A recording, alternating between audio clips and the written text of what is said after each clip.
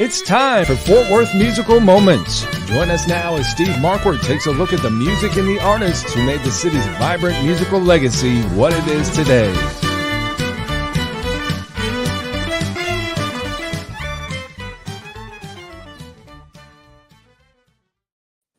Well, good morning and welcome to another Fort Worth Musical Moments. Brent Adams along with Steve Markward. And Steve, big week coming up next week in the state of Texas. Big week, moving into a real busy time of the year for all of us. But we're real excited about what's coming up here in just a few days. And that's why we have asked the guests that we have to come on and talk about it. Thank you. I appreciate it. Yes, we're all fired up finally about this, huh? So it's a great time. We have the executive director of the CMA of Texas, Mary Mentor, who's a good friend and working tirelessly to promote this music of ours and doing more for the independent artists than just about anybody. And Mary, we appreciate everything you do. And we're so looking forward to being down there in Houston and joining in on the festivities. I know you got a action-packed couple of days planned. Yes, we're so looking forward to it. Well, the reason that it's action-packed, as you excuse me if I can learn to talk here, is because of the extreme help we've received from Steve Said and his general manager and his Crystal and all the people that work for him and with him. They have shaped this award show into a red carpet affair. And we're just, we're grateful. I mean, we needed that help. And so they have done that. And they've always been so courteous to musicians and their hospitality is second to none. And so whenever I rolled in there in the first meeting with them back in March and explained how we do this and how we have the musicians and their guests and all these folks again who are attending the event, and we have to first make room for them and make them comfortable. They didn't bat an eye. They just said, "Oh yeah, we can do that, man. We went upstairs and it's the second floor and we'll host them all up here. And here's where the green room is and here's the dressing rooms and here we go." So it's been an easy and a perfect working out, I think, for us. And the Dosey will be the home of the CMA of Texas. We will get around the state with audition events. We want to get to Amarillo. We want to get straight into the Fort Worth area a little more than we are. And we will do that with you via National Hall. But for coming up next week, we are having a private reception and an affair at the Dosey Whiskey Bar just for the musician, their guests, and our VIPs. And the whiskey bar is also a speakeasy. Now, I'm not focusing on the speakeasy this year, but next year we're having a speakeasy event as the reception. It'll be costumed in the whole 9 yards.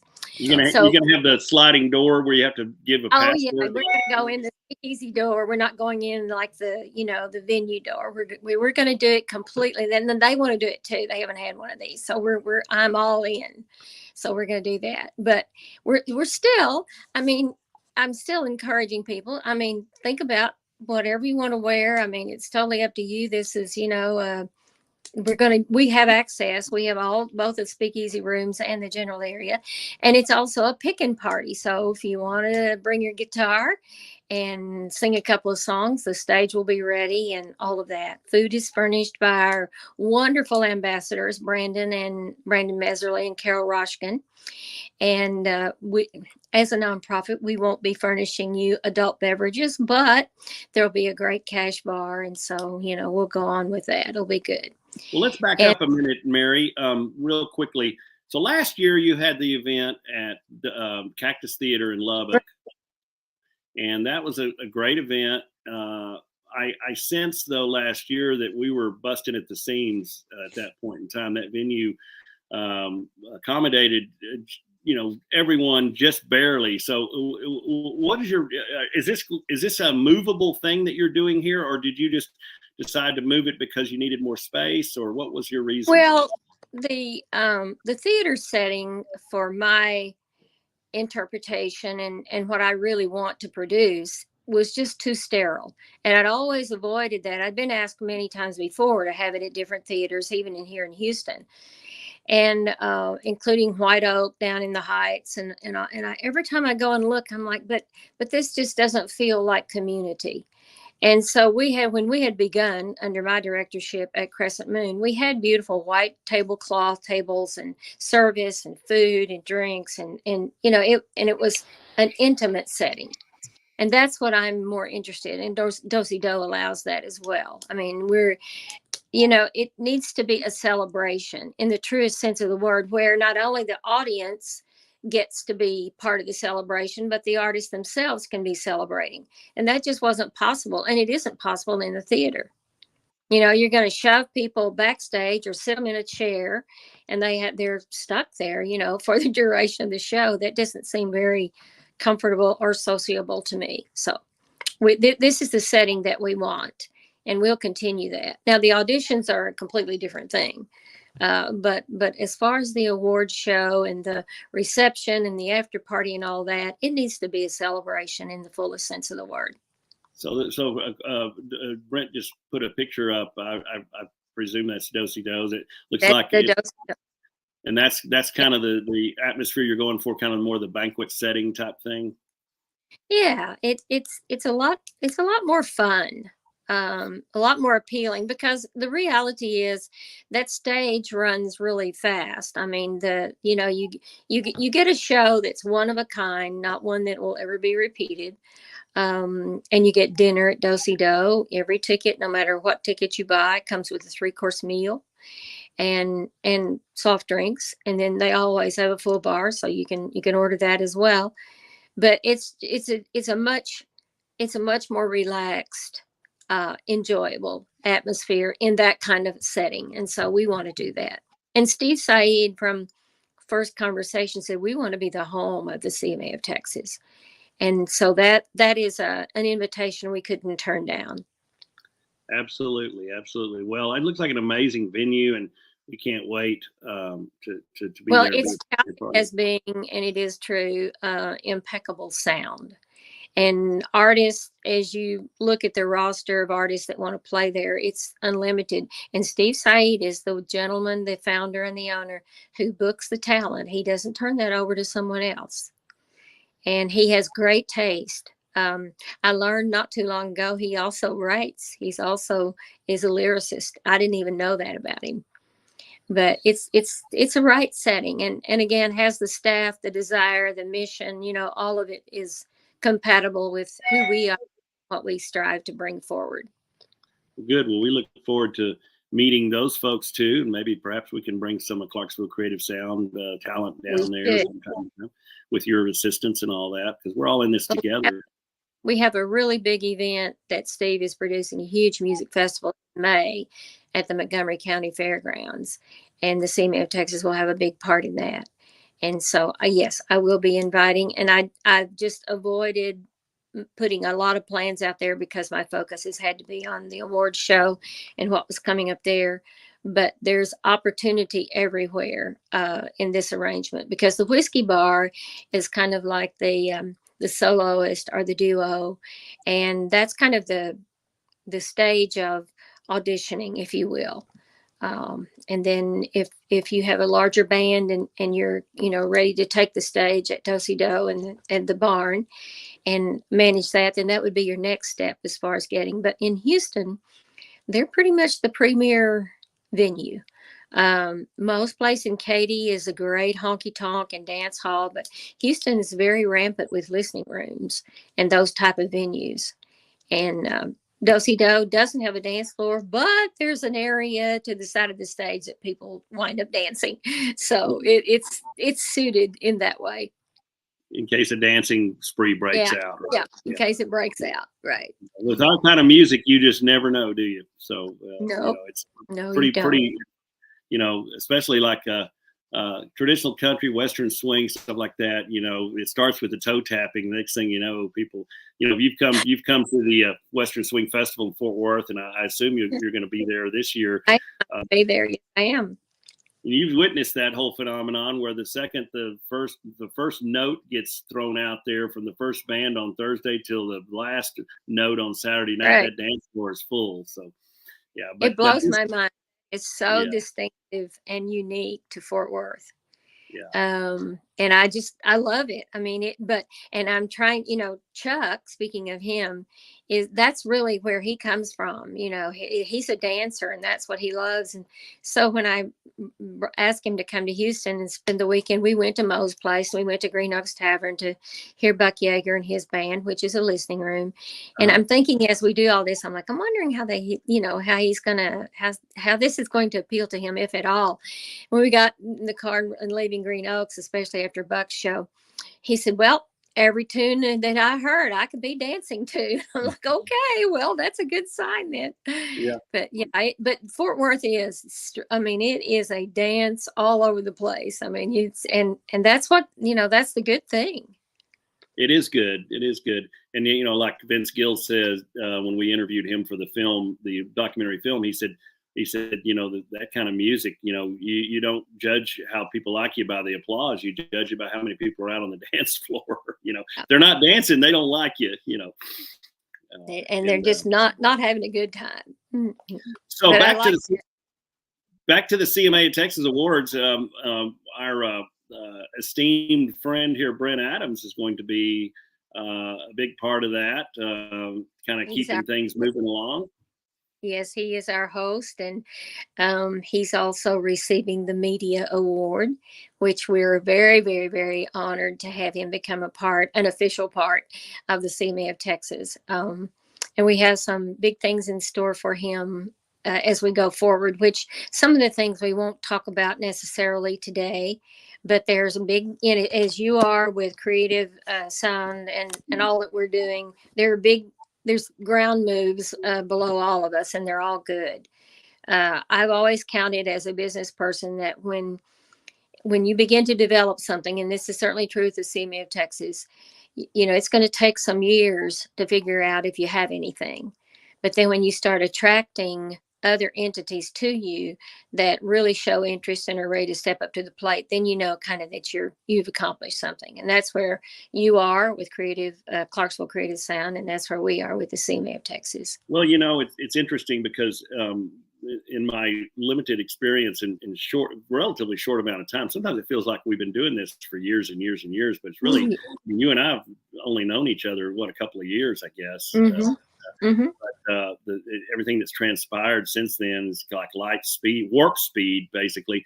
But it's interesting because you go along, and what I've learned is you keep your eyes open and look for opportunities, and you don't ever dismiss anything. You set it aside and say, and then eventually it's interesting how you can say, oh, that little piece of the puzzle fits right here, and that person fits in here, and it's like when Brent and I first met, 3-4 years ago, and he interviewed me on his Tractors and Troubadours show. I thought it was just going to be another radio interview. I was doing a lot of radio interviews. I just come out with my first album, and as Providence has it, we spent all day on the phone back and forth because we were having technical difficulties, and I think that was more of a divine thing because we developed a friendship that day, and we stayed in touch with each other. And now look where we are. We're all moving in this larger universe with folks like you. Yeah. And it's kind of concentric circles, but they all touch and they all meet. They're very, very compatible. We are going to take some big steps next year. I will announce this. The CMA of Texas will become a 501c3. And so we will have an official board, and I will hold it in place probably for next year and maybe the next year. But I'm looking for a president that is a great musician, that has a deep dive into the world of music as he or she knows it as an independent artist. Mm-hmm. And so big things are happening in that regard. And then Pickle Jar has some very big things happening. I'm sure you may or may not be aware of, but they are growing by leaps and bounds and going into a public arena soon. Yeah, I've kept tabs on them a little bit through my contacts at Capital Factory, which I'm a limited partner in, and so I'm really excited to see what's going on with them, and I'm anxious to get back engaged with Jeff and those guys. And with they're great. He's a great guy, and their team is as well. And so I'm very, very, I mean, the CMA of Texas, he has infused power and energy and money and everything into us in such a way that puts us in this position that we are today. And Well, it's a good. He's such a savvy guy, and that whole platform's all about artist support. Yeah. It's all about He artist has no support. other interest. And the more the more I've gotten to know him, it resonates with him, not only in today's sense, but also it's been his life all back of that as well. He's not he's the real deal, for lack of a better word. And that's probably, Brent, a show that we'll need to do, bringing Jeff in from Pickle Jar, and maybe we should. We can talk about what they're doing to revolutionize the exposure for artists in several different ways. It's a pretty comprehensive platform that they've built, and it's really interesting, and it's a sign of things to come. And with this with the Web3 revolution coming, they've got their finger on the pulse of that, from what I understand. And Brent, you and I have talked about how Web3 is going to revolutionize music and how music's distributed. And Lord knows it, we need to change that. Right. So it's coming for sure. There's no question about it. You talk about the 501c3 here and what's coming up for CMA of Texas, but I'm sure there's some people who are just jumping into this that probably don't know a whole lot about the history and the backstory of the CMA of Texas. So before we actually talk about the awards, and I want to kind of run through the award winner list here in a little bit, but before we do that, why don't you kind of take us back to the genesis of the CMA of Texas, and why it was formed, and how we got to where we are today. Well, in learning about the CMA of Texas, which I knew nothing until it landed on my desk, literally, the late James White, founder and owner of the Broken Spoke in Austin, Texas, and had a friendship with Mr. Bud Fisher, who was a Waco 100 disc jockey. And this is back in the early 70s. Well, by 75, they had cooked up this idea to have an awards show at the Broken Spoke. And it was the CMA of Texas. They didn't register anything officially, had no legal foundation whatsoever, but they had these annual award shows. And the first artist that they picked to award was Gene Watson, Red Steagall, and the late B.J. Thomas. And they just kept it going. Incidentally or coincidentally, by 97, I having kicked off AMI out of Austin, I'm in Nashville webcasting the first CMAs that were ever webcast, and backstage to that, and Vince Gill was the host, and in my head, and I'd already started my little artist development company, and I was wrestling with funding and flowing at me and running at me like I was a kid in the middle of the freeway, but I had money to do things with, so I agreed to set up the Opry with a T1, because then that was the only way you had web access, and we're talking in the early days. Okay, so I do that, all right, not knowing that the CMA of Texas even exists, but in my head as I'm backstage, clear as a bell, I'm like, why am I not doing this in Texas? Why? But then again, I'm on the artist development side, and I'm in a different mode. Okay, so fast forward 20 years, and this thing winds up on my desk, and now as I've begun to investigate it, I understand even Mr. White, because I knew him from the 90s. And when I went to him to talk to him about it, he's like, well, I don't know that we really did anything all that exceptional, except we had this annual award show. And he said, sometimes Bobby, and he'd throw out these names. And finally one day I said, well, which Bobby? Who are you talking about? He said, my friend Bobby Duvall. And I said, oh, Robert Duvall? Oh, yeah. I mean, so I learned Mr. White and his magnanimous attraction, that people had of him. So that gave me a momentum, and then I investigated further. So the very first thing I did in 2012 was I wrote a director managed nonprofit and got it approved by the Secretary of State's office on the first submission and went to work. But in Texas, a director managed nonprofit, yes, I have an EIN. I'm officially registered with the government and all of that, the federal government. But you cannot, if a person engages with you and wants to donate to you, it's not considered an official donation. That's a tax deduction. So that's one disadvantage. The other thing is that in developing this and attracting a sponsor, this is the old ad agency person talking now. You have to have numbers. You have to have, demographics and numbers, and we've never had that before. Well, now we do with our affiliation with Pickle Jar. So what that means to our community of artists, which has already happened, I've already written some of this and have it in the works, is that we have the opportunity to present ourselves as a viable nonprofit. Having said that, the rule of that 501c3 is by the federal government is you only have to donate 10% of whatever you have as income to the mission. Well, I've told my board members already that's upside down.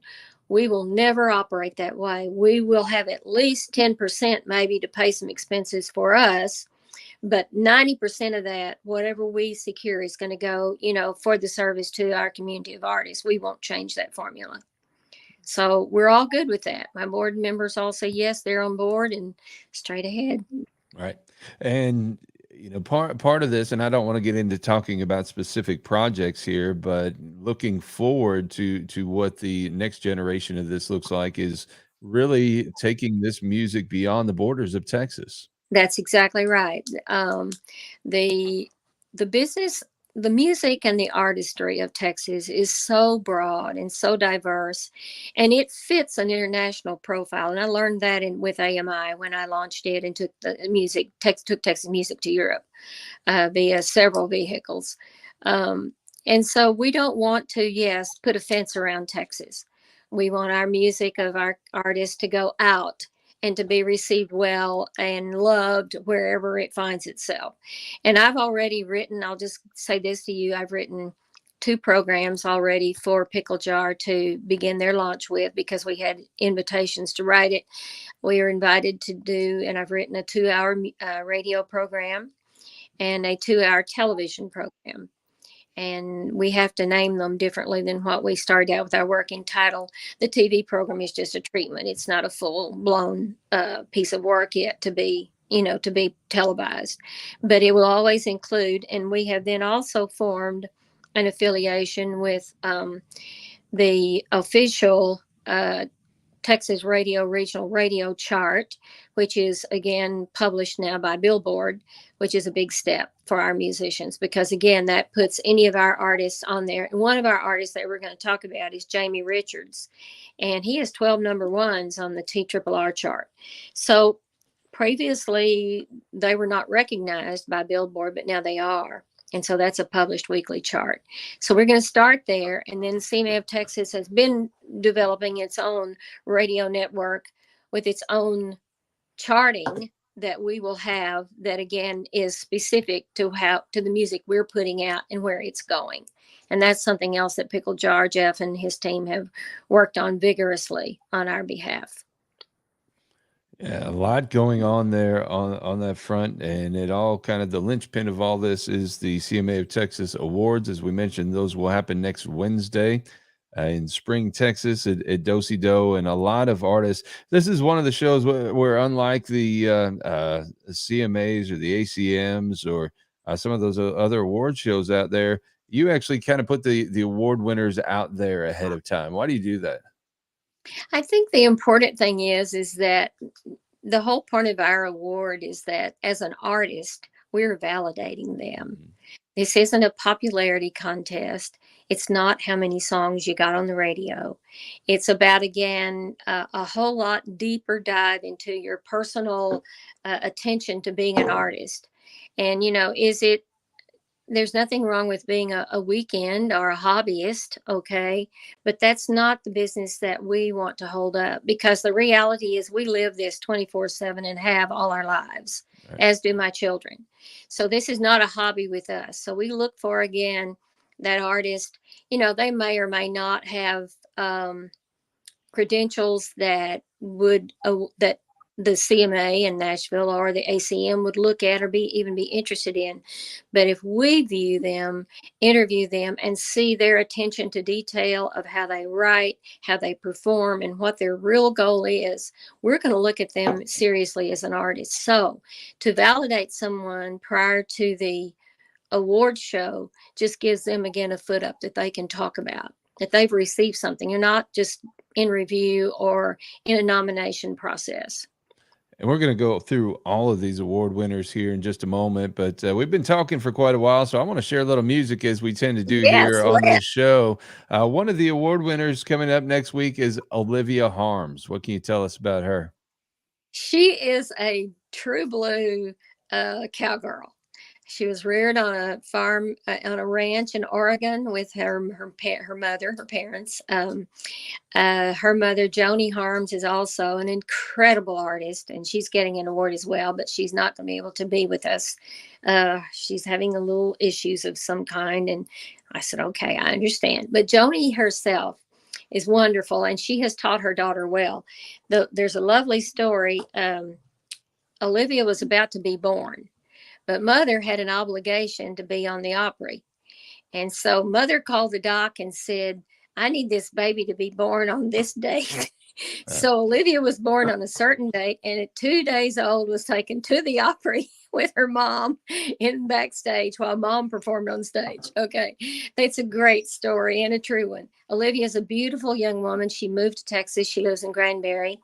She has charted, I think this is her third song. It's a song called Kiddie Pool, and it's such a good song. She's a great entertainer. So, yeah, we're going to enjoy validating her from us and seeing her. She's lovely. Well, the apple didn't fall far from the tree here for sure. Not at all. Because that story reminds me of Star is Born with Judy Garland when she did that number. She was born in the trunk in the back of the theater in Pocatello, Idaho. You know, born to be in the show business, right? For sure. Well, and Miss Olivia went ahead and got a college degree in agricultural management. She truly is a cattle gal. I mean, she is smart as a whip and lovely to work with. She's just a star.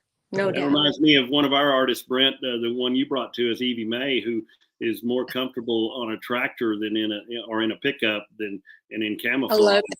Yeah, she's the real deal. She is. Oh, she has a great future. We're going to have some fun with that gal. Well, I tell you what, let's share this one now. This is Olivia Harms in Kiddie Pool.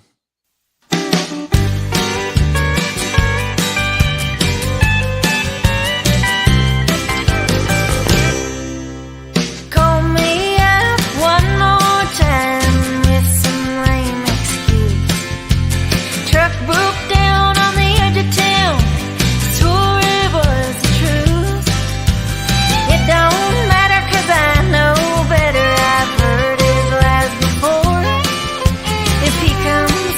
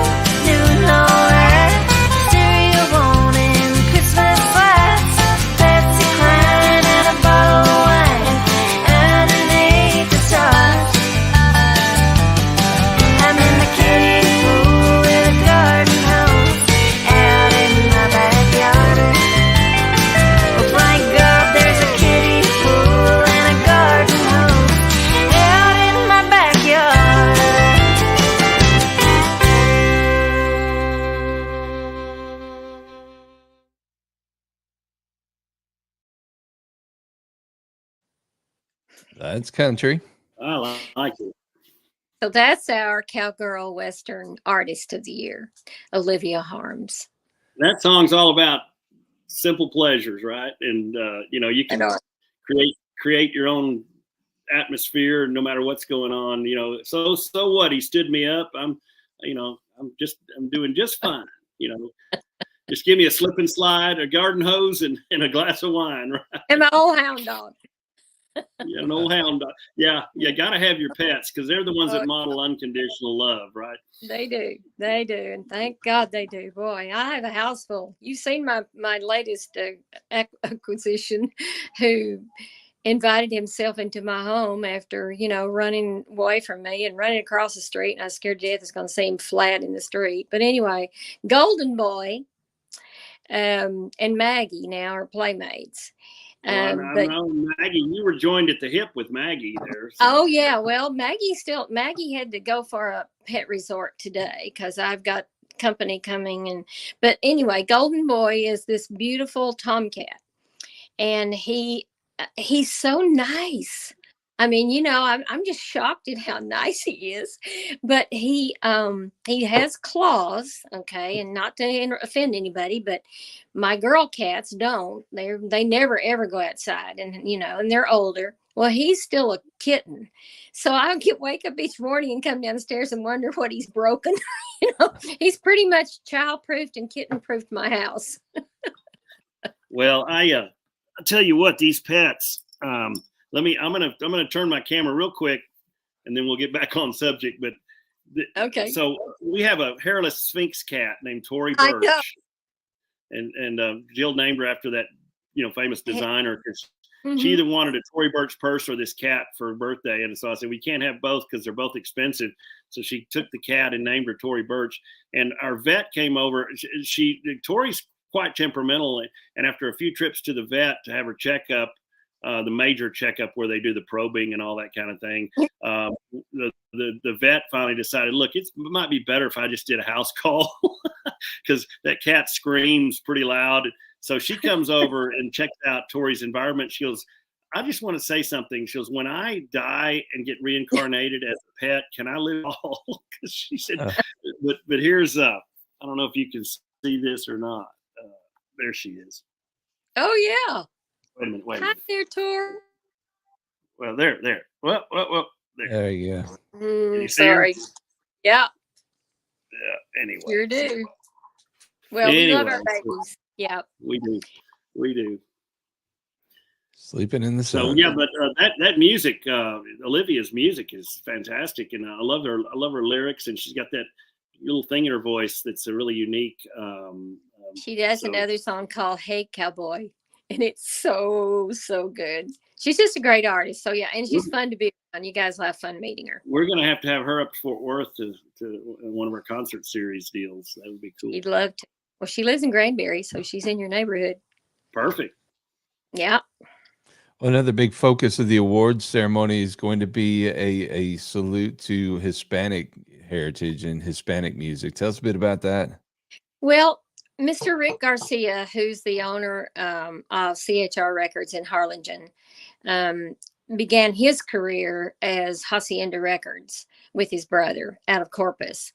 And Hacienda launched Freddie Fender and a number of other crossover and Hispanic Tejano artists. So continuing that path for Rick, he has he's just doing a bang up job on, again, putting this together for kind of a myriad, a variety of Hispanic artists, but who also maybe they're up and coming or maybe they're not. But what we're awarding as Hispanic heritage, the word being a heritage, has to do with Rick himself and has to do with, again, this other band called Kicker Daddy Legacy Band. Now, that comes from the fact that the daughter and granddaughter of Roland Garcia, who was known in his era in the 70s and up till 2012 when he passed away, was known as Country Roland. And Roland decided that he would take American sung country songs and he would put them out in the Tejano market with Spanish speaking, lyrics. And that's what he did. And he just was totally the only one who did that and received all kinds of accolades as a result. So we felt it appropriate that we have Rick Garcia introduce the CMA of Texas and put this legacy under our umbrella. So that's what we're doing. And that band, I can't wait. They're a 5-piece. They're going to open the show. They have about a 20-minute segment as an opening, and it will be great. And then Hilda Lamas will also be part of this. She is a CMA of Texas Award winner, incredible vocalist and songwriter, also produced by Rick Garcia, and she will be part of that as well. And then following that will be the Americana Artist Award, who's Alex Ruiz, and he's the lead singer and spark plug for the band Del Castillo. And Del Castillo has toured internationally. I mean, they're a huge act out of Austin. And I met Alex in about 96. He decided that he wanted to really cook up a career, and so we did.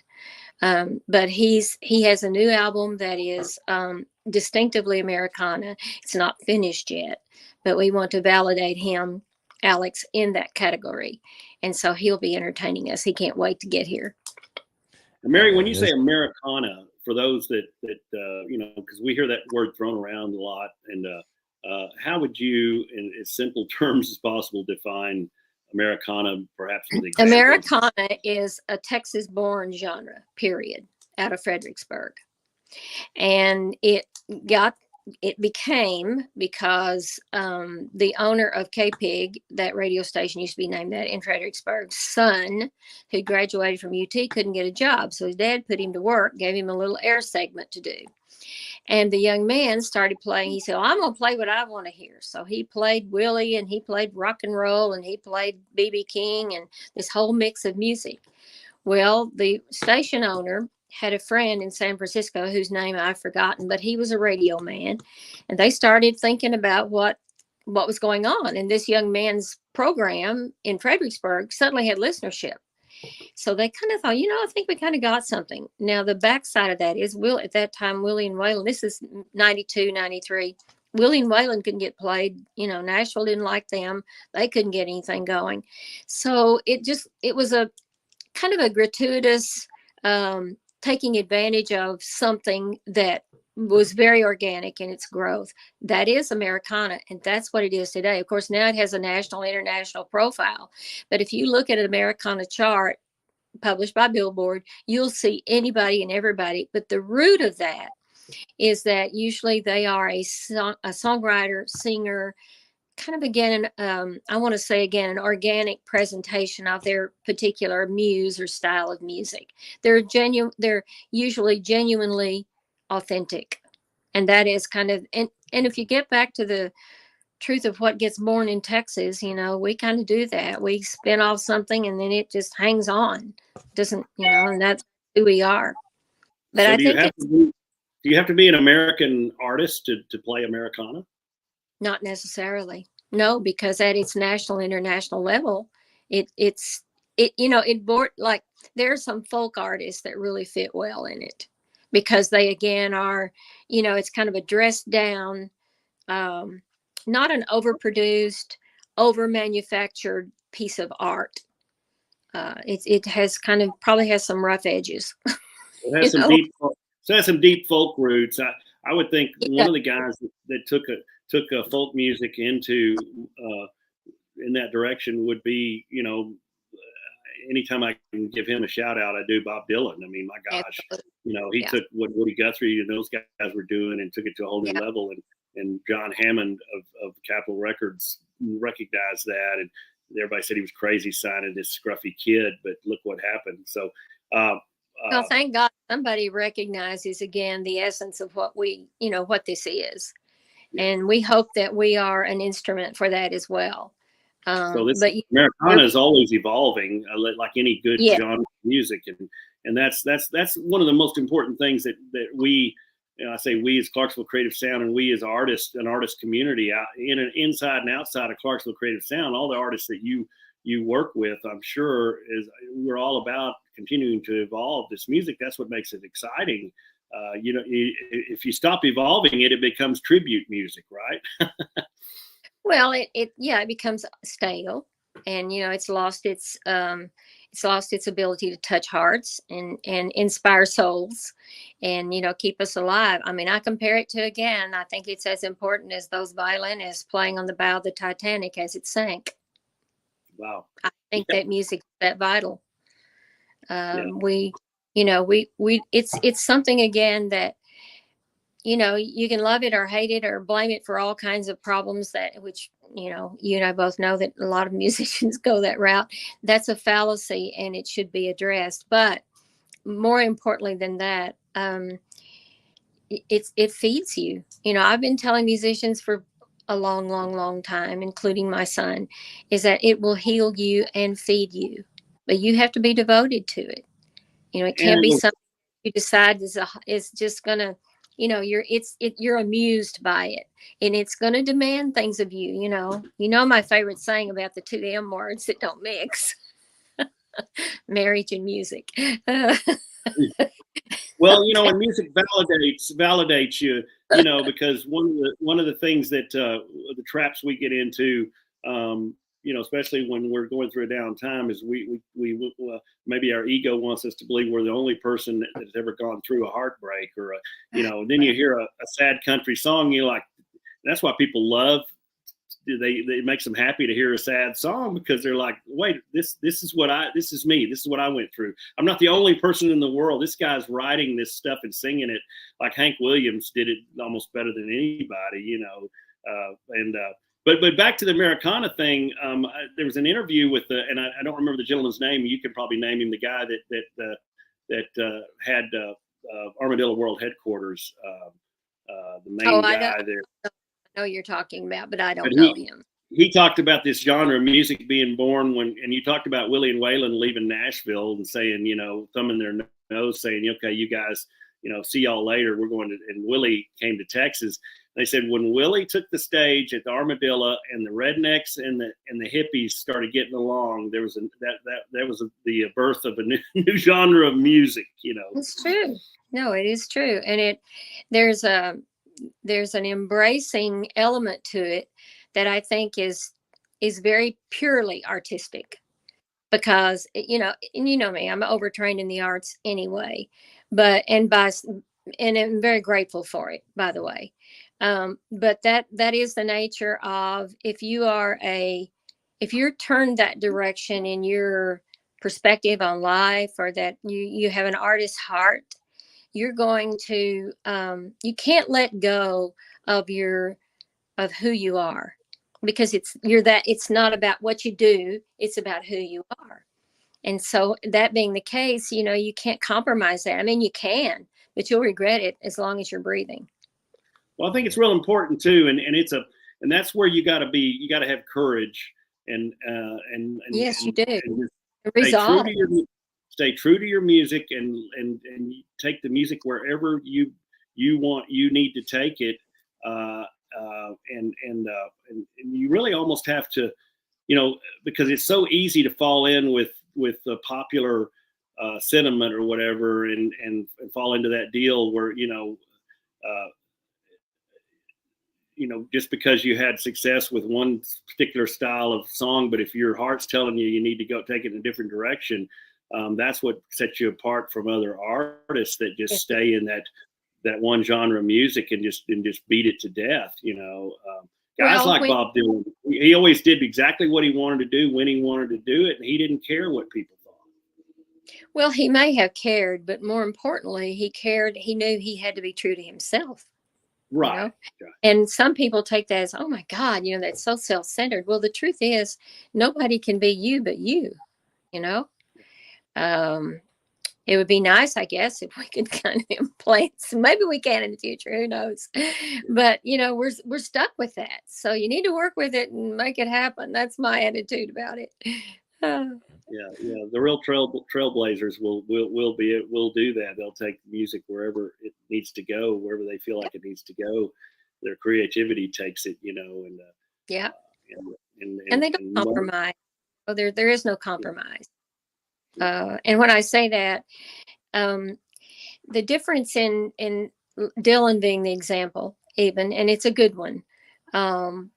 He understood instinctively, I think, that the product manufacturing, the recording of a song and the sale of that, and all of that goes with it, was not who he was.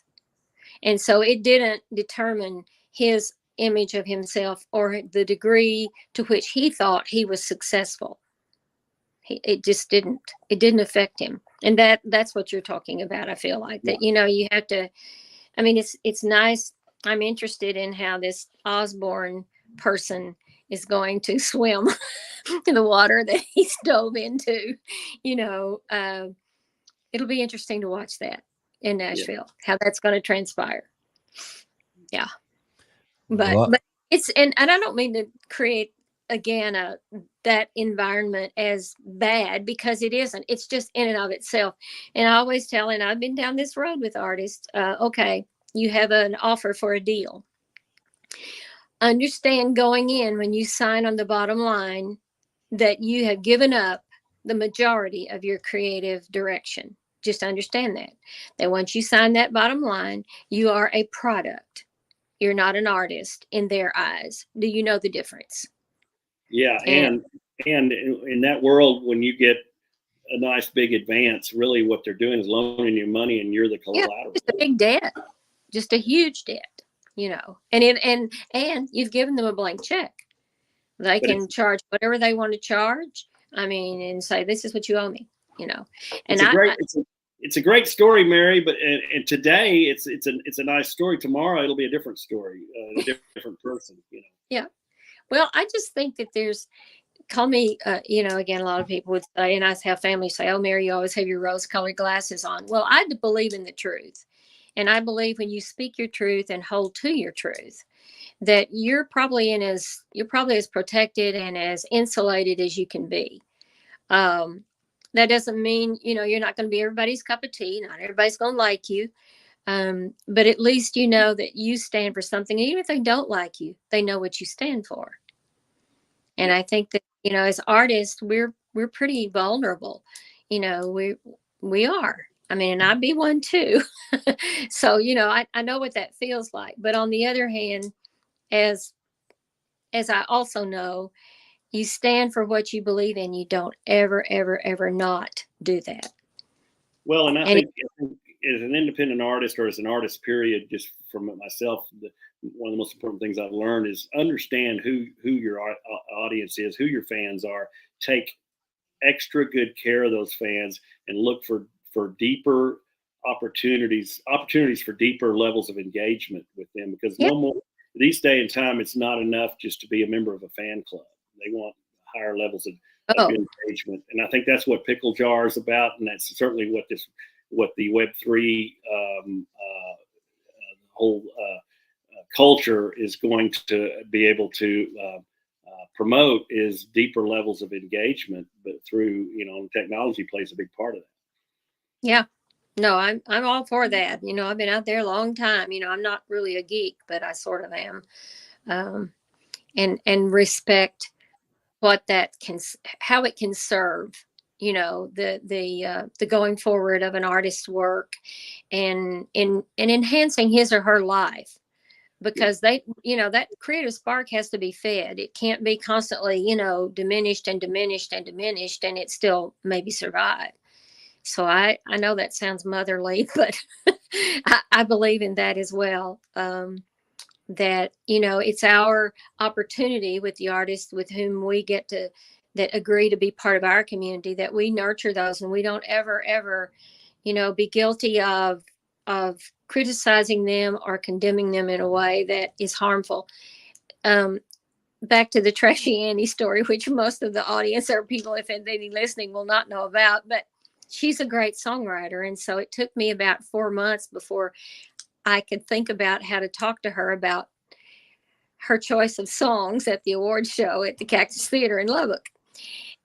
But the one thing I could not do is that I could not criticize her for her choice of songs, because I don't tell you, as you know, as an award winner, what to do on stage. I don't, and I won't. Yeah. Yeah. That's going to have to be your choice because you're the one that we're celebrating. Now, it might be, I might be putting some risk out there, but I'm willing to do that rather than be dictatorial. Yeah, I think that's so important. You see a lot of these reality shows like The Voice and American Idol and things like that, and you think this is all, it's all above board, but really, there's an agenda there. And Oh, big time. my brother and I, my brother was really good friends with one of the contestants early in American Idol who made it all the way to the final night. And Mike showed me a text. They were going back and forth texting each other, and he said, "Well, congratulations. I hope you win." And he said, "I hope I don't." He goes, "I'm ready to get out of here. They won't even let me play my guitar wrong as part of my whole thing." But they had an agenda and they had a slot that they needed to fit him into, and his guitar playing wasn't a part of that, and that's just that. To me, that's just a cardinal sin to stifle somebody like that. Yeah, because it's timing. That's going to have a forever mark on him. Yeah. But at least I think he knew it. I mean, in voicing to your brother, Yeah. The guy kind of. He understood that, and and he's done really well since then, and Good. He's still got a huge fan. Onward and upward, straight ahead. Right. What's up next, Brent? What we got? Well, a lot of those trailblazers and folks with an artist's heart are going to be celebrated again this coming Wednesday at Dosey the Big Barn. And I wanted to run through these award winners here. We've got some slides put up here. I'm just going to throw these up here if you can see them, Mary. I can. And just have you kind of talk through these. Oh, okay. Well, in that case, I'm about to. Okay, my phone is not doing too good. All right. Yes, I can see them. The Americana artist we spoke about, Alex Ruiz. There's an artist. For the first time, we're having 2 artisan awards. One is to Bruce Salih, who is going to be displaying his sculpture and his art at the show. He's also a great bassist, a singer, a songwriter, and just an incredible artisan. Okay. Another artisan award goes to Cassandra Everett for Cenizo Hatworks in Cenizo West, which Cassandra has hats on some of the members of the Yellowstone series. And she's an incredible artist. She's not a singer, but she's an artisan in how she again approaches the music business with her product. So we're awarding her an artisan award. Well, tell us about those real quick, because I'm sure people are saying, "Well, this is a music awards, isn't it?" You've got other kind of artisans in here, some Director's Choice Awards. Tell us why it's important to also celebrate not only the singers, the songwriters, the musicians, but also others who are very important to music. Well, we believe that an artisan like Bruce Salih and Cassandra enhance the artist in the world of music. They're directly involved with that. And so we want to award them as well and encourage them and put them in our network so that, again, our community of other artists have access to them. Oh, you want a custom hat? Well, here you go. A custom piece of silver. Okay, here you are. So we want to acknowledge those people who are involved and interested in us and want to be part of what we do. And for Director's Choice, those choice awards are special awards that are, again, related to music and related to heritage, but also may not be directly engaged or creating music, but they're part of the scene. And we said in our mission statement that we would do that. And so we are. This next one has me ready for lunch already. Well, okay. Well, now I'm to George Dearborn. You know him. He's getting his artist award 2nd year in a row. The band of the year is War Hippies. Country gospel album is from Kelly Koenig, A Glimpse of the Other Side, which is a true story, and boy, is it powerful. So for the Director's Choice Award that you're interested in, which is Pitforks and Smoke Rings out of Slayton, Texas, they have the most interesting story, and I can't wait to tell it on stage. It's a little bit lengthy, but they, his dad, Isaac and Ashley Arlano, his dad had a gas and mechanic shop in Slayton years and years ago. And anyway, Isaac wanted to carry something on, and they decided to open up this barbecue place in this service station. They've won all kinds of awards. As I say in my script, we're kind of late to the party, so we get to show off their award-winning barbecue. A lovely couple, and they are so excited about the CMA of Texas Award. They're bringing their whole staff to Houston to be with us for this award ceremony. They're closing the store. Nobody's getting good barbecue out of Slayton. Kathy Jewell is going to join us on stage to award them, but they're just a lovely reminder of how a heritage really fuels us and fuels the art of what we do. So that's who they are. Slayton, Texas is the home of, is it not, of KSSL? And well, it is. Yes. Yes, it is.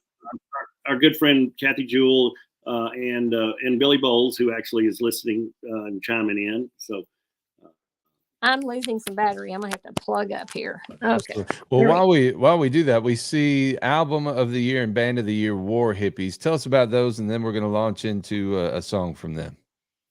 Well, Scooter Brown, from day one, and I met him several years ago here in Houston. He's an incredible veteran enthusiast and has war stories that are brutal. All right. But his songwriting and his guitar work was just impeccable. And then I've always stayed in touch with him kind of behind the scenes, but then I began to notice Donnie Reese coming into his life. Oh my goodness, what a dynamo those two are. Their show, which I'm going to see tonight at the Dosey Do, is just, as Steve Said and I said, we don't even know how to describe it. All I can say is that you know that you're in the presence of powerful stories that you won't ever forget. And the songs will move you in a way that I don't know that, other than maybe, I just don't know. I don't know how to describe exactly what their power is in terms of their, the art that they convey. But they are, and they're now touring all over the U.S. They've been out several times with Travis Tritt, but they're still remaining independent. They own their own business. They own everything, and they're just they're great guys, and they want to be part of the CMA of Texas. How lucky are we? Absolutely. And of course, Scooter Brown. Of course, a lot of people are familiar with the Scooter Brown band that has been kicking around Nashville for a number of years and is open for Charlie Daniels and recorded with them. And as you said, Travis Tritt and some other big name artists over the years. And now they've got this side project here. And this song, American Sun, great song here. And we're going to let it roll.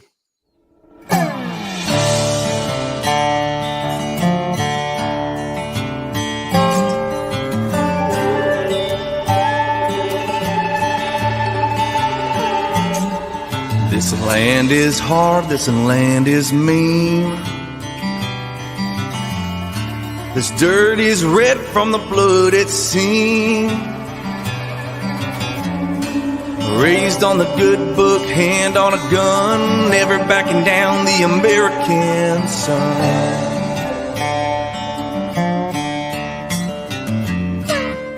I was born from the blood of a working man. Stand and fight for those who can't. I put my hand across my heart even through the hard times. I get chills up my back when I see old glory fly. Yeah, this land is hard, this land is mean. This dirt is red from the blood it's seen. Raised on the good book, hand on a gun, never backing down the American sun.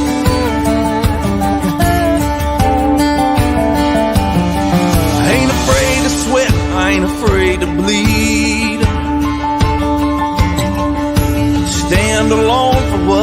believe. Would rather die on my feet than live on my knees. There ain't no man that's gonna take it from me. 'Cause this land is hard, this land is mean. This dirt is red from the blood it's seen. Raised on the good book, hand on a gun, never backing down the American sun.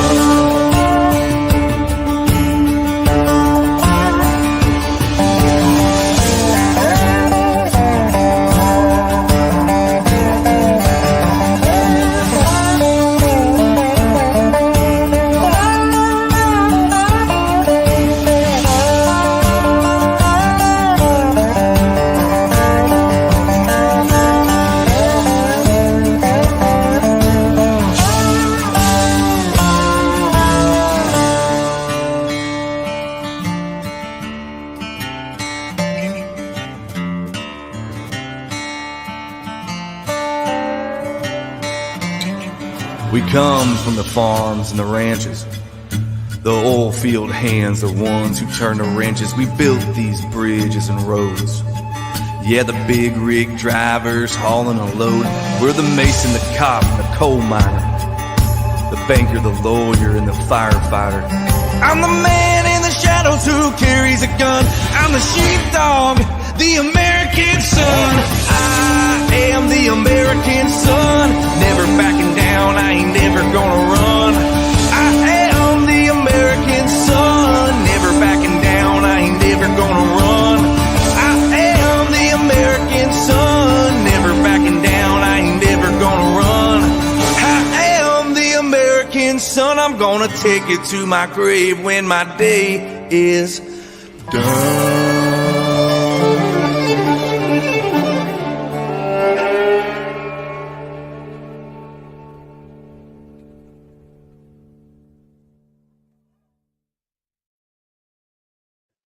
Some powerful stuff there from the war hippies.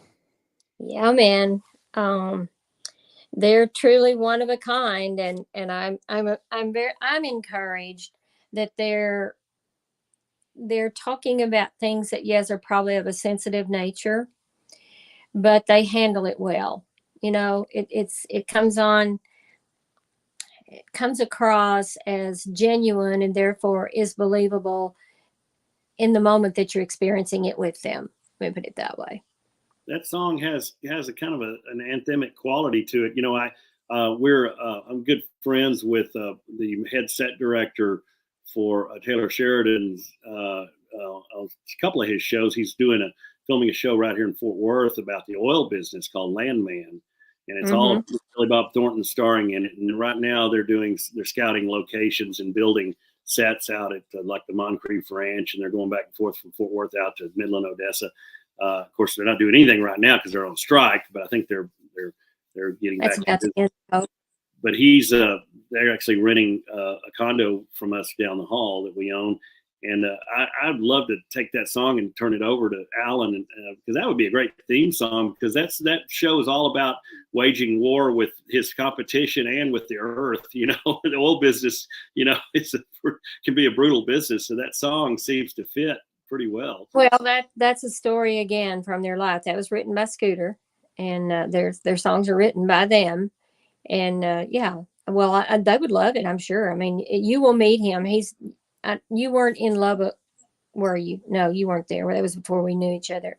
Anyway, you will enjoy meeting him and Donnie both. They're lovely men. That was a neat song. I love the feel of it. Had that. Thank you. Yeah, me too. Well, they've got some other ones.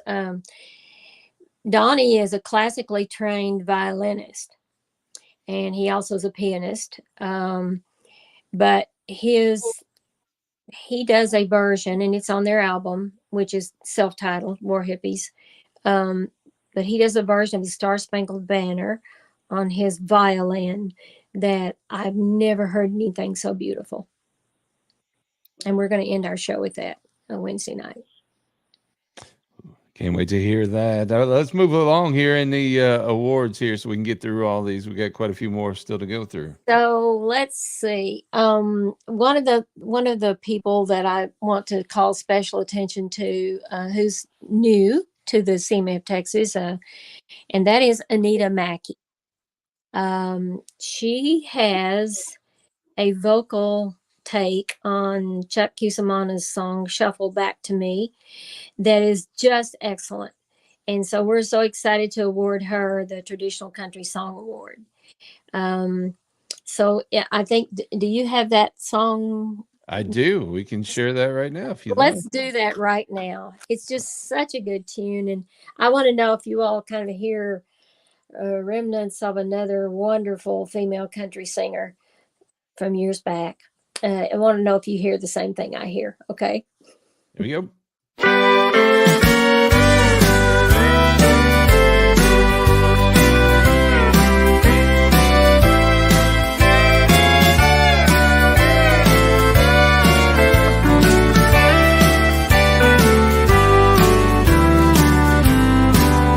There's nothing like a shuffle song on a Texas hardwood floor, and dancing with the one you love till it's time to lock the door. Twin fiddles and a steel guitar, the way it's meant to be. Turn loose of that stranger and shuffle back to me. Shuffle back into the arms that are waiting eagerly. Shuffle back across the floor. I love you, can't you see? Now they're playing Lonesome 77203. I'm ready, hey, please look this way and shuffle back to me.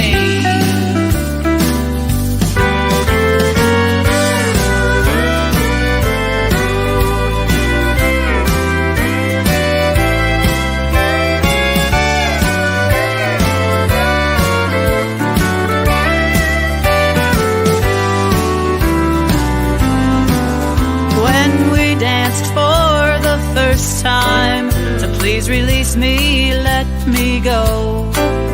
You felt so good inside my arms, I hated to let go.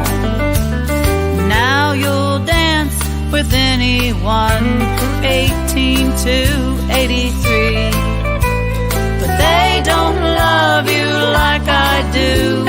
Shuffle back to me. Shuffle back into the arms that are waiting eagerly. Shuffle back across the floor. I love you, can't you see? Now they're playing Lonesome 77203. I'm ready, hey, please look this way and shuffle back to me.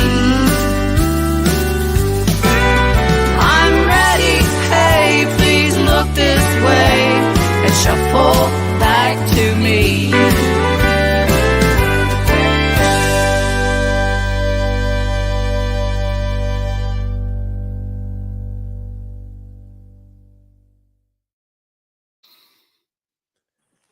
Anita Mackey.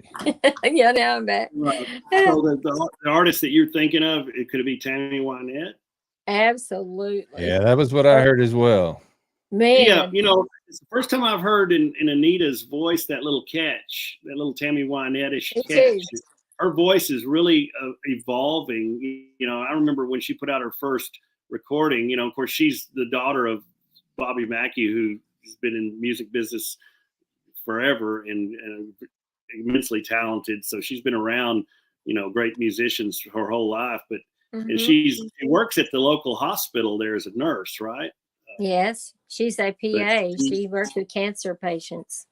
So yeah, does just amazing work. She's a healer in every sense of the word. But But Bobby brought her in the studio, and she did. I can't remember the first song she released, but her voice has really evolved. And like I said, that for the first time, I kind of heard that Wynette-ish catch there.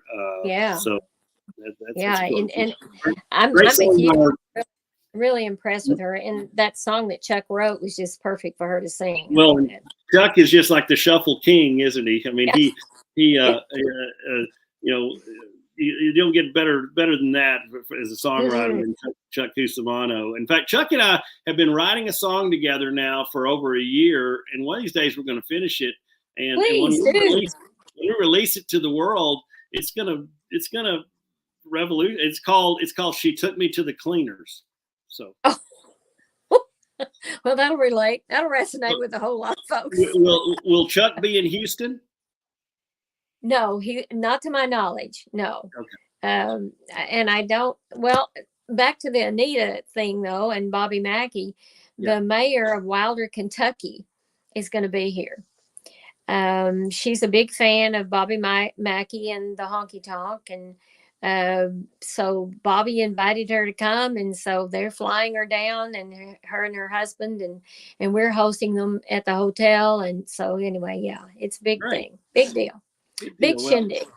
Yeah, one of these days we're gonna have to make a pilgrimage up to Bobby Mackey's place. You need to. The way he invites artists in, we would, for example, we would give him the songs that we want his band to learn. And then you would go there and play with, sing in front of his band. And that works really well. I mean, I've witnessed it. It does work well. Okay. And so when you want to do that, then just call him up and say, hey, I'm ready. Get me up there. Give me a date. We've talked about it, just to go up there and take all that in, even if I'm not performing, would be a fun thing. But, it's delightful. It's another world. Let me put it that way. And you got to take the ghost tour. Oh my gosh. The ghost tour. Yeah. So, well, we better move along because this is going to be an extra special long. Well, okay. The other person that I would like us to, again, I want to, Mackenzie McKetty, of course, was delightful. I got to meet her at Little Red's Longhorn Saloon when Penny Gilley was, filming that show. And so Mr. Steve Marquardt was also part of that. But Mackenzie McKetty is getting our Rising Star Award. So we want to hear a song from her. I love my favorite of hers is Ain't No Little Girl Anymore. Well, I don't have anything queued up. You threw a curveball on me for that one. So alrighty. Moving on. I included it in the list and then didn't tell you about it, huh? Sorry about that. Well, let's move to Mr. George Dearborn. How about that? I don't have any other songs queued up, so we're just going to have to roll through these listings here. Oh, okay. Well, we can do that too. All right. So, Vocalist Award goes to yours truly, Mr. Steve Marquardt. Steve, you want to tell us what you're planning to play at the show? Yeah, we talked about it, and by the way, what an honor. I really appreciate the honor of that award. I'm humbled by that. Well, you're more than deserving. Proud to be a part of the roster there of award recipients, and I promise you I won't let you down. You never do. In my conduct. It's a show, okay? But I think what I'm going to do is a song that in fact, I think it's the song I did on Penny Gilley's show, the Mickey Gilley. Yeah. That's all that matters to me. It's a special song because it's kind of a song that one of mine and Bill's songs that kind of resonated with us and how we got together George's band is preparing to back you. They're very excited to do that. So George, good. I put a little different spin on that song because I don't want to try to be a Mickey Gilley impersonator, you'll get a chance to sound check with them, and when you're between noon and 3 on show day. So, but I'm looking forward to getting up there and sharing that with everybody, and just honored to be able to share the stage and to receive this award. So I can't tell you how much I appreciate. And by the way, Penny Gilly called. She's coming to the show. She wants to help present your award. So I thought Well, that was how really nice. Well, wow, that's amazing. I was talking Yeah. to her husband, Mike Stanglin, yesterday about supplying some new talent for her show, and I think we've got some folks that we're trying to hook them up with to get them plugged good. in because they're about to do that taping again. Well, it's in February, but I told them, I said, it takes y'all a year to recover from those few days. Really? That was some hard days, weren't they? Woo. Yeah. But that's good to know. I'm so, man, I'll be excited to see her, and that just makes it that much more special. So thank you. She's I really appreciate her. She's a big fan of ours, and we are of hers. And yeah, she called and said, "Hey, I want to come down." I'm like, "Okay, man, come on." You know. Well, I had more fun having dinner not too long ago with her and Mike. We just had a relaxed, casual dinner. We talked about it. We gossiped about everybody. We talked about we talked about a lot of things, and I really love Penny and Mike. They're just one of my favorite couples. And me too. Yeah. Well, she's going to be there. We have a few other surprises as far as guests that are going to be present, and that's going to be fun. I don't want to spoil the surprise, Well, let's talk about another award recipient that seems to be in our midst. Well, let's talk about Brent. We can move on. We don't need to do that. Well, actually, we do, Brent. I have big plans for you. I hope you can, bear with us while we get those things in place and are able to write the checks. But and we are going to be able to write the checks. But it's important that, again, you're in the process of the work that you do is very artistic and very, very necessary. I mean, without you, we would be all dead in the water. So we credit you with, again, our progress particularly, and want to keep you again in close quarters with us and with what we're going forward to do. So thank you. That's a big, big, big thank you. Well, you're welcome. I appreciate all the support from everybody in this sphere here. It's important as we kind of grow as a fledgling brand and try to, as we've said all along, create a conduit to take this music back to rural America where it belongs. A lot of that heart and soul has been lost. Yes, you're so right, Brent. And you, of all people, know that more than I do, because you're with those folks. And that's where, again, KSSL in Lubbock, West Texas, will remain the flagship station of the CMA of Texas. We will add other radio stations to continue to, put the music out there. But that particular station, we haven't even scratched the surface of what we could actually do with that. And Kathy and I talk about this a lot. No, and Kathy, besides being a marvelous artist herself, and got a brand new song out, and I love that song. Oh my goodness! Can't wait to share some of the other. I mean, she recorded a whole album with Kurt. They sat and co-wrote a lot of original songs, and she was just blown away. Mary, you've seen how Kurt works, and when she came in there, she goes, "Wow, this is a whole different level." And you'll hear it in her voice. You know how Kurt draws that out. Helps you find notes and ranges you didn't know you had. But Kathy's also very, very savvy.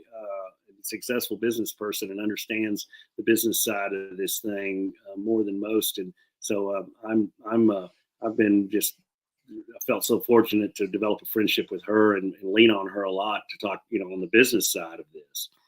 She's an amazing artist, talent, savvy in so many ways, again, as you pointed out, and she is always available. I mean, it's amazing how she manages her time. Boy, if you could bottle that up, we'd all be better off, Yeah.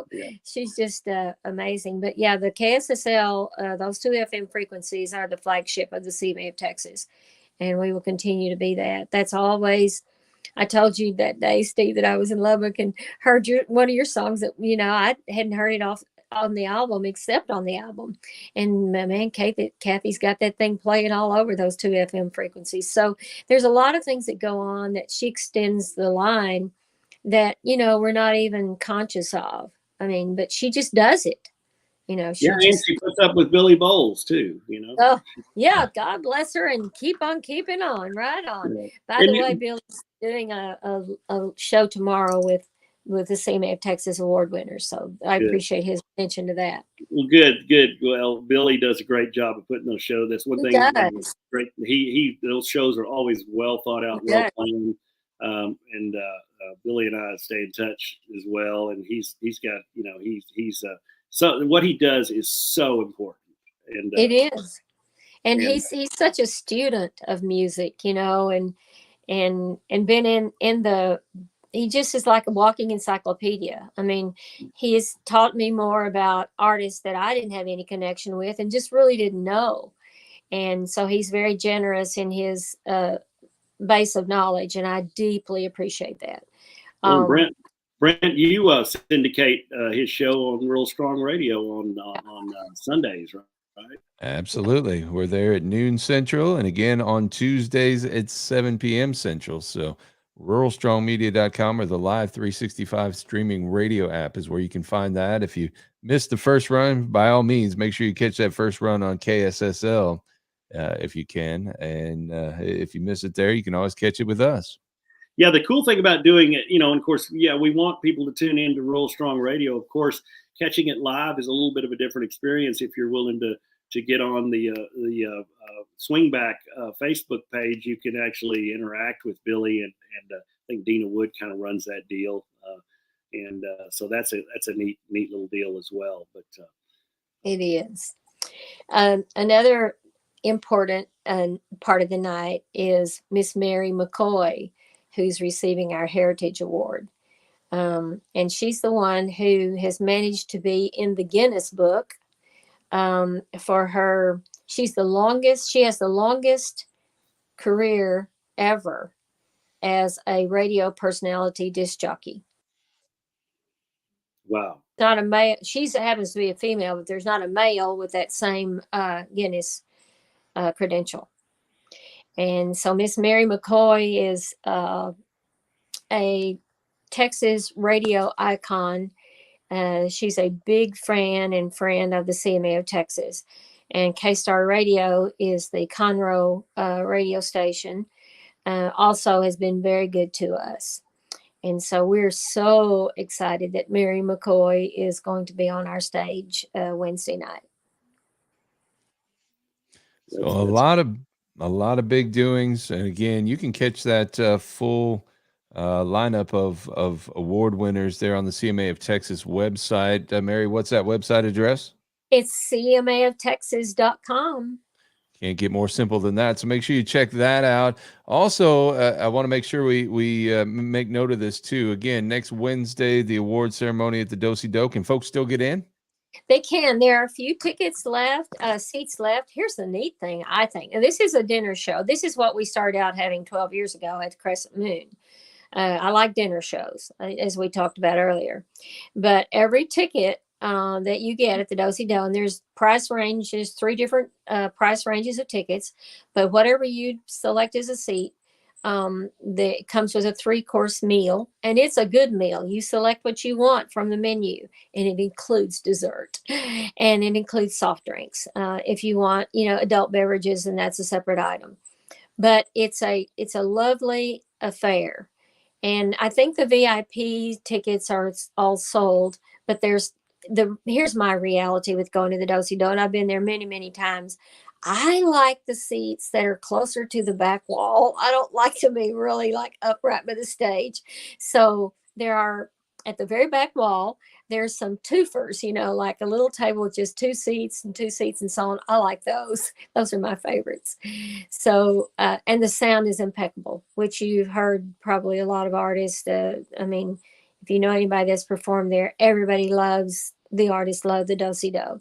Yeah, I tell you what, you can't hardly go a day without seeing somebody else adding that to their tour schedule, and it's a lot of big artists too. So that place is constantly cranking. If folks want to get those tickets, where can they go to do that? They can go to just cmaoftexas.com, and you scroll down just a little bit, and there's a live link. It's doseydottickets.com shows, and then 2479. It's a live link. You click on it, it'll take you right to the graph of the seating, and you can pick out whatever you want.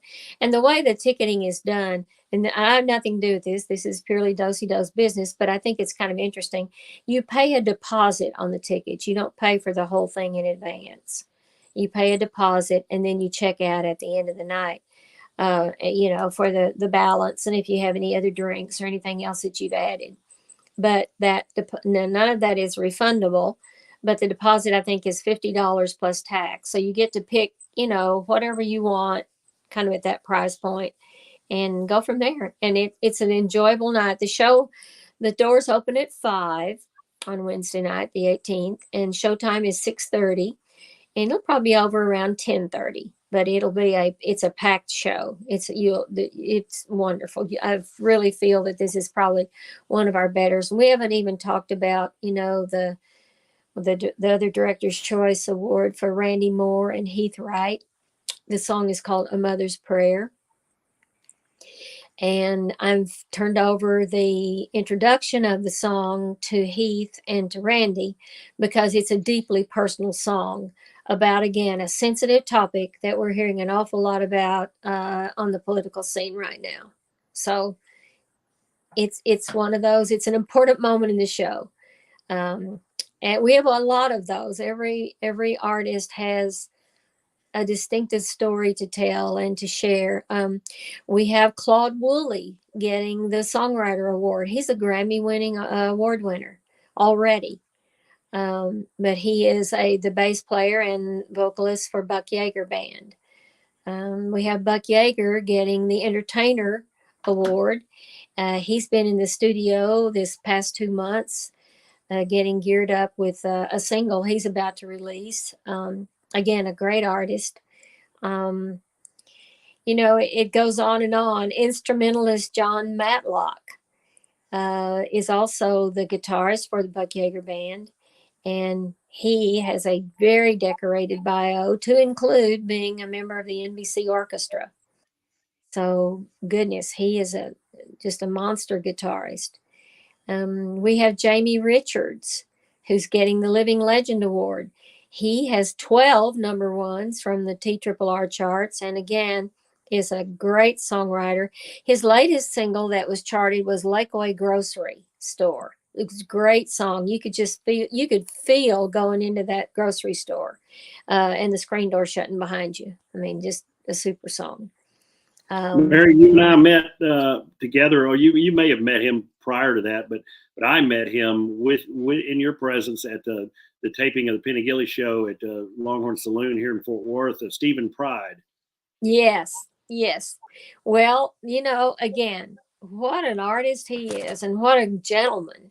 We're just so honored that he also agreed that, yes, he wants to be part of the CMA of Texas. And so we, and when I talk about that, in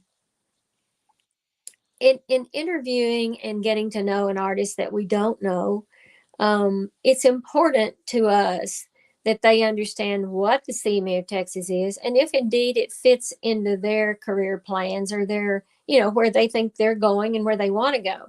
Because I want this to be a community of artists, and we've kind of created this thus far, that want to be in our company, and that they're going to understand the validation that they've received and be interested in showing it off when it's appropriate. I know what I love about all of our artists is that none of them are so ego-centered as to, be out there, beating their chest and all that stuff. And I like that a lot. So we should do that for them.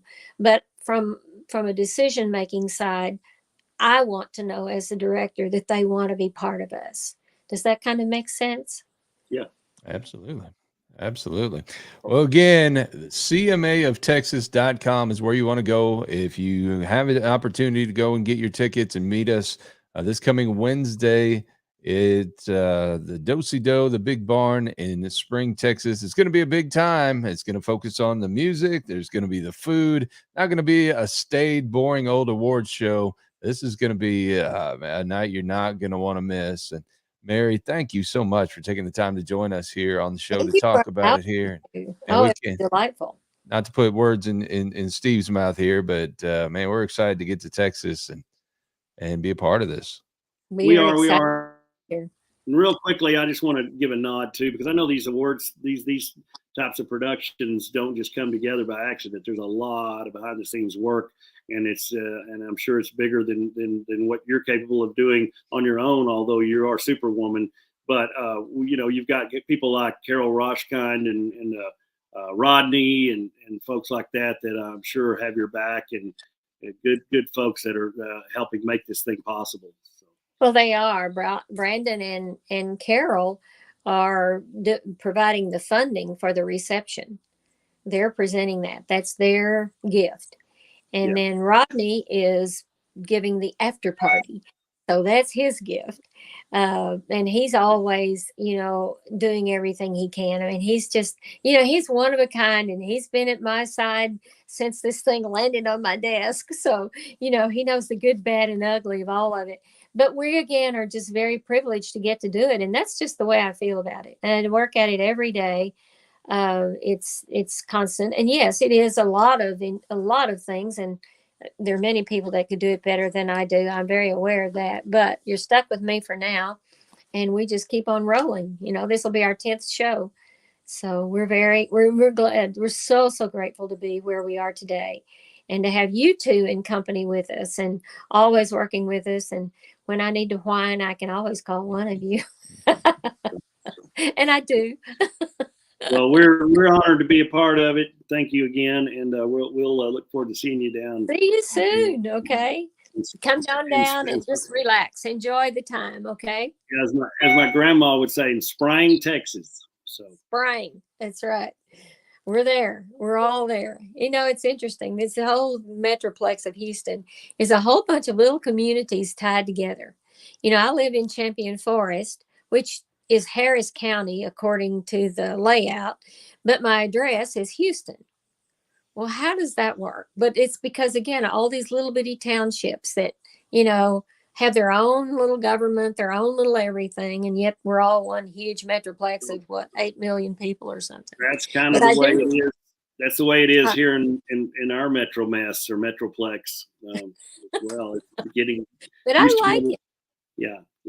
I really do. I mean, I love my neighborhood. It's, it's quiet. You drive off in here and you don't know you're in a city. It's just, it's just that.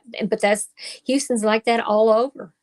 It's amazing, and I do like it. It has an urban feel about it, but it's just sweet.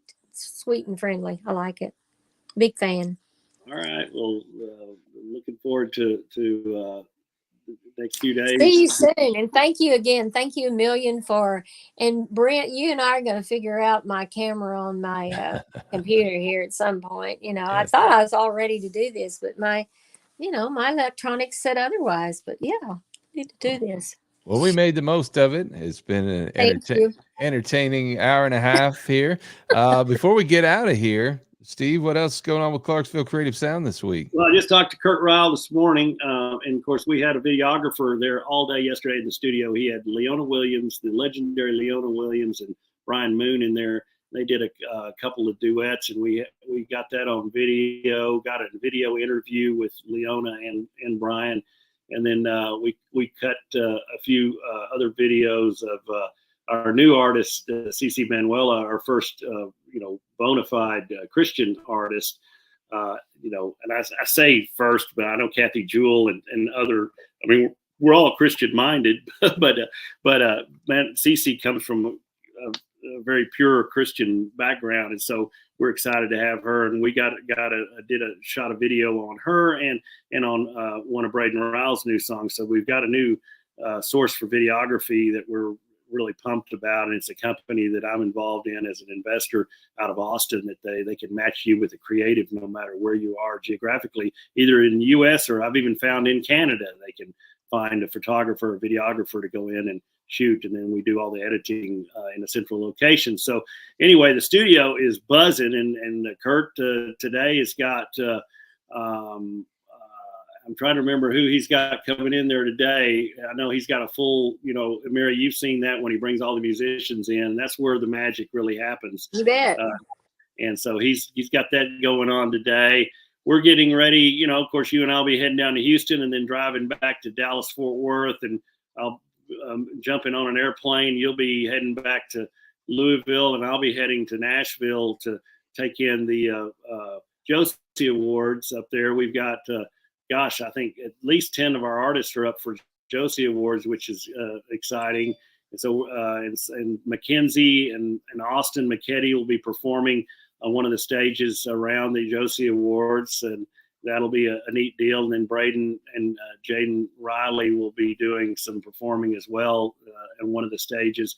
And then we've got a reception with the Tommy Snyder is gracious enough to host us. Tommy Snyder, the CEO of American Country Network, that's launching in early 24. He's going to kind of host a reception for all of our artists. And I told him, I said, let's make it a pep rally, because what this network is going to do for music, and especially for independent artists, is going to be amazing and so exciting. And I'm looking forward, Mary, to talking with you about what we've learned and what's going on there. So we're excited about all of that. And so a lot going on. And then I'm going to finish up all my new songs, get all the final vocals done, and get ready to release that one song at a time to the world. So good for you. Love your beautiful voice, Steve.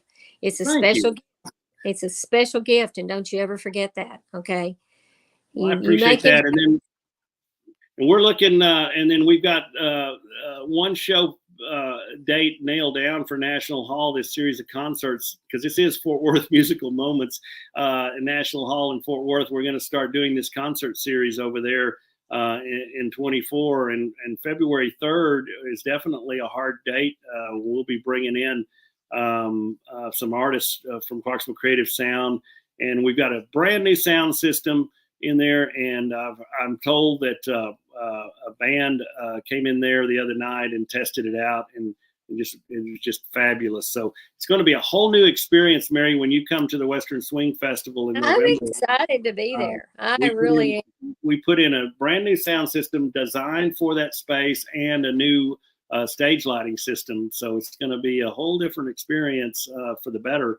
So we're excited about that, and we can't wait to start doing regular shows there. And we'll be leaning on you, Mary, and CMA of Texas to bring us talent, because we're going to be doing who knows what we're going to be doing. There's a group called Latin Express that will probably come in there, and who knows, we may do a fusion Latin.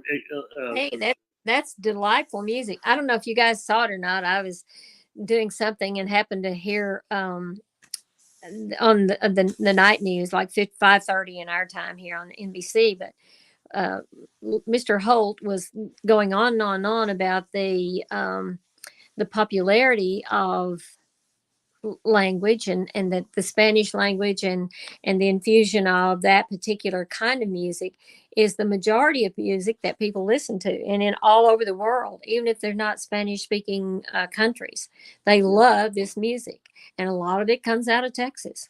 Yeah, it's kind of, we are, and it's always been rich. I mean, it has it just has a love affair. I mean, it's just very appealing. So yeah, I'm all in. Go for it, man. I'll be there. I love to see that. Well, I'm counting on you to help me plan, get creative with these shows, and we're going to pull out all the stops on promoting them. We'll be talking with our friends at Pickle Jar to help us with that, and other folks as well. We're going to live stream those and take them beyond the brick and mortar and out to as many people as we can. So we want to make National Hall a destination and a home base, one of our home bases for I think that what you have as an opportunity with that, and I'm giving a lot of thought to this, just in brief, I want to throw this out.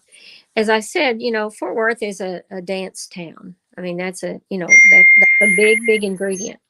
Oh, what's going on here? Anyway, and I'm thinking that if National Hall becomes the epicenter of not only the honky tonk, Okay, but that brings in again these outstanding artists, and as I said, we live in them. I mean, we're in a community of them, and they know that they want to help support what we do. So, if you put all that together, it's a huge scene. And that's why, I'm also exploring a lot of other avenues that again are germane to Texas music, one of which is bluegrass. And Yep. we haven't, umbrellaed that at all, but we are next year at our 50th anniversary.